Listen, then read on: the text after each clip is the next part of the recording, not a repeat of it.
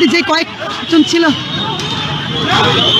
বলা চলে আতঙ্ক অবস্থা তৈরি হয়েছে সচিবালয়ে। যে সমস্ত পথচারীরা রয়েছেন তারাও কিন্তু এক ধরনের আতঙ্কের মধ্যে রয়েছে, সেটিও আমরা লক্ষ্য করতে পেরেছি।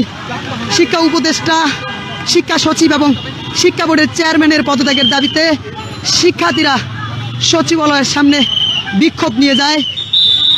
শিক্ষা ভবনের মোড়ের পুলিশের ব্যারিকেড ভেঙে সেখানে দীর্ঘ সময় স্লোগান দেওয়ার পর এক পর্যায়ের যে চিত্র আমরা দেখতে পেয়েছি, তারা ভুয়া স্লোগান দিয়ে সচিবালয়ের যে মূল ফটক রয়েছে সেই মূল ফটকটি ভেঙে ভিতরে প্রবেশ করে এবং ভিতরে প্রবেশ করার পরের যে চিত্র আমরা দেখতে পেয়েছি যে তারা পুলিশের পিকআপ, পুলিশের গাড়ি এবং বিভিন্ন মন্ত্রণালয়ের যে সমস্ত গাড়িগুলো ভিতরে ছিল সেই সমস্ত গাড়ির কাজগুলো ভেঙে ফেলে এবং পুলিশের একটি বাস সচিবালয়ের মূল ফটকের সামনে ছিল সেটির গ্লাসও ভেঙে ফেলে।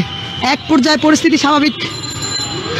পরিস্থিতি নিয়ন্ত্রণে আনতে পুলিশ এবং সেনা সদস্যরা ভিতরে প্রবেশ করে তারা কিন্তু শিক্ষার্থীদেরকে দাওয়া করে ভিতর থেকে বের করেন।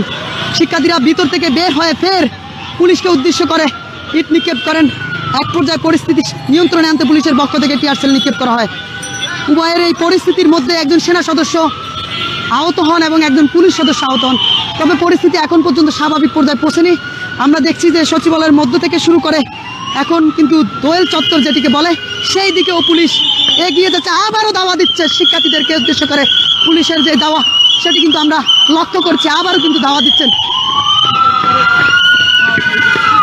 পুরো চিত্র দেখানোর চেষ্টা করছি আপনাদেরকে সরাসরি বাংলা নিউজ 24-এর মাধ্যমে। দর্শক, কে কোথায় থেকে লাইভটি দেখছেন জানাতে পারেন কমেন্টের মাধ্যমে।